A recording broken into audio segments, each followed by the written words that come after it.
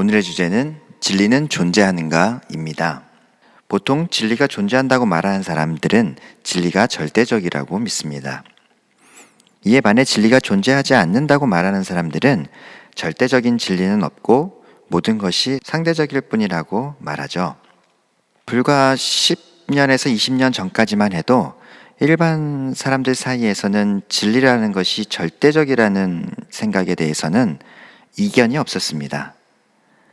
그러나 요즘 시대는 진리는 상대적이라는 개념이 유행하기 시작했죠. 요즘 나오는 영화들을 보면 선한 사람이 악한 일을 하고 악한 사람이 선한 일을 합니다. 슈퍼맨 같은 선한 캐릭터는 어두운 면을 부각시켜서 세상을 파괴하는 사람으로 비춰지게 합니다. 베놈이나 수어사이드 스쿼드의 할리퀸 같은 캐릭터는 딱 봐도 악한 캐릭터인데요. 그들이 세상을 구하기도 하죠. 즉 선과 악은 입장의 차이나 관점의 차이일 뿐이지 절대적인 것은 아니라는 말이죠. 절대적 진리는 모두에게 통용되는 한 가지 기준이 있다는 입장입니다. 이에 반해 상대적 진리는 각 사람이 가지고 있는 입장과 생각, 느낌이 다 다르기 때문에 진리는 수십억 개도 될 수 있다는 입장이죠. 절대적 진리를 추구하는 사람들은 종교심이 깊은 사람들이 많습니다.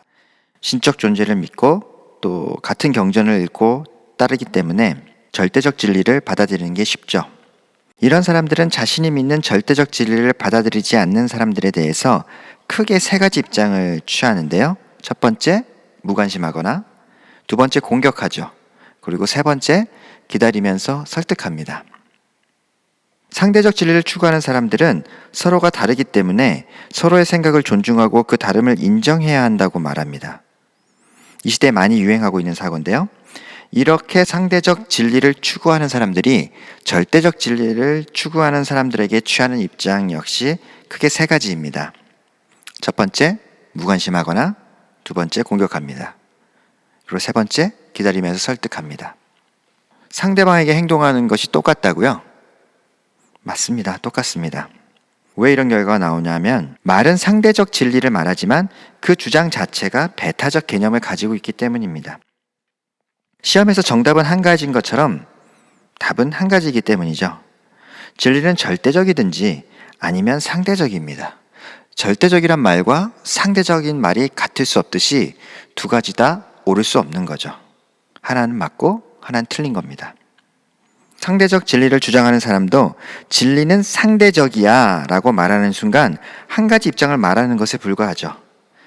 진리가 상대적이라는 주장이 맞다면 다른 의견은 틀린 것이 되기 때문에 결국은 그 주장 자체도 절대적인 주장이 될 수밖에 없습니다. 예를 들어 진리는 없어 이렇게 말하는 사람이 있다면 그 없다는 주장 자체가 그 사람에게는 진리죠. 그래서 그 말을 하는 순간 그는 절대적 입장을 선포하는 것이 되어버리죠. 진리가 없다면 진리가 없다라는 그 주장도 해서는 안 되죠. 만일 그 사람이 맞는 순간 그 말이 진리가 없다는 그 말이 진리가 되니까요. 한 번 더 예를 들어볼까요? 누가 모든 사람은 거짓말장이야 라고 말한다면 그 말을 하는 사람도 거짓말장이니까 그 말도 틀린 것이 되지 않겠어요? 그래서 같은 결과가 나오는 것입니다. 절대적 진리를 추구하는 사람이나 상대적 진리를 추구하는 사람이든지 간에 첫 번째, 자신의 삶의 유익이나 자신의 성찰에만 관심이 있는 사람들은 상대방의 입장에 무관심합니다. 이런 사람들은 그냥 너는 네 생각대로 해. 난 내 생각대로 가자. 너랑 나랑 다른데 왜 싸워야 하냐? 싸우지 말자. 난 너의 생각에 관심이 없어. 이렇게 말합니다. 이것이 아까 말한 무관심한 입장이죠. 둘째, 절대적 진리를 추구하든 상대적 진리를 추구하든지 간에 사람들은 다른 사람에 대하여 비난하고 공격하는 행동을 취하기도 하죠. 상대를 공격해서 말을 못하게 하는 입장이죠. 어떤 힘으로 굴복시키려는 태도입니다.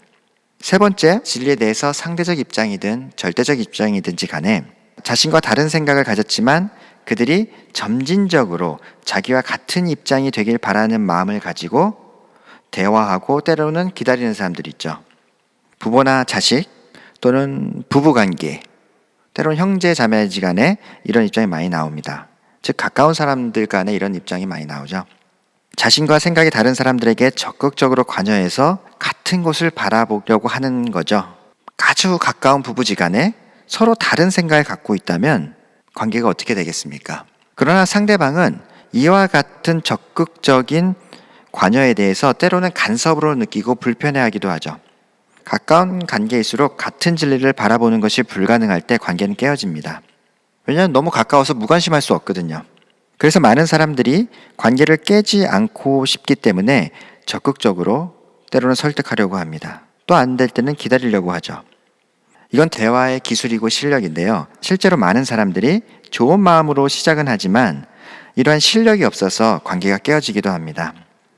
이와 같이 진리가 상대적으로 믿든지 아니면 절대적인 것이라고 믿든지 간에 사람들이 행동하는 것은 똑같습니다.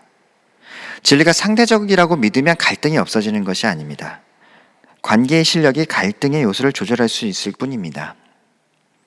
성경은 이렇게 악을 선하다 하고 선을 악하다고 하는 태도, 흑암을 광명으로 삼고 광명을 흑암으로 삼는 태도, 그리고 쓴 것을 단 것이라고 말하고 단 것을 쓴 것이라고 하는 태도에 심판을 받을 잘못된 태도라고 말하고 있습니다. 우리의 양심과 이 사회의 법이 선과 악을 구분하는데 치열하게 사용된다면 세상은 더 밝아지고 나아질 것입니다. 그러나 사람들이 악하고 어둡고 쓴 것을 선하고 밝고 단 것이라고 속이는 그런 말들을 나와 다르기 때문에 존중해야 된다고 말하며 우리의 양심과 법의 역할이 그것을 존중하는 것, 즉 너와 나 사이에 단절이라는 울타리를 쌓는 것으로 그 기능을 다한다면 우리는 저 울타리 너머에 있는 사람들을 결국 잃어버리게 될 것입니다. 북한에 사는 사람들을 생각해 볼까요? 그들의 고통을 우리가 이미 알고 있죠. 그리고 그 북한에 있는 정치 체제에 대한 문제점도 우리가 알고 있습니다. 만일 그러한 정치 체제가 우리가 살고 있는 대한민국에 펼쳐진다면 누가 그것을 받아들일 수 있겠어요? 이건 잘못된 것이죠. 그러나 어떤 정치인들이나 사람들은 이 문제에 대해서 내재적 접근법을 사용하여 이해해야 한다고 말하죠. 이게 무슨 말이냐면요. 즉 북한을 이해할 때는 북한의 입장에서 북한을 이해해야 한다고 말하는 것이에요.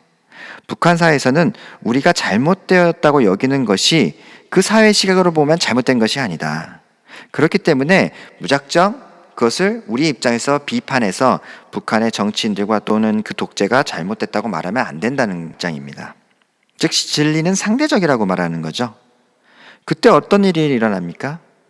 이미 1990년대 북한의 고난의 행군 때 북한 인구 300만가량이 굶어 죽었다는 얘기를 우리가 알고 있죠. 그리고 지금도 소수 지배 계층을 제외한 많은 우리의 동포들이 날마다 고통 속에서 하루하루를 살아가고 있습니다. 진리는 그 존재 자체가 태생적으로 배타적입니다. 그래서 상대적일 수가 없어요. 다른 진리를 주장해서 갈등을 일으키는 것을 막자. 그런 태도는 울타리를 쌓고 너와 나를 가르자는 얘기예요. 담벼락만 쌓고 아무 말도 하지 말라는 이런 관점으로 생긴 게 차별금지법 같은 거거든요. 그런 법을 제정하고 그런 태도를 우리의 양심에 강요한다면 우리 사회는 더 나아질 수가 없습니다. 그래서 진리가 무엇인가에 대한 치열한 고민은 필요합니다. 단지 그 진리를 찾아가는 과정 속에서 인간의 성숙한 태도가 요구될 뿐이죠. 이 시대의 갈등은 진리가 절대적이기 때문에 일어나는 갈등이 아니고 우리들이 미성숙하기 때문에 일어나는 갈등입니다. 보면 공부가 됩니다. 조셉이었습니다.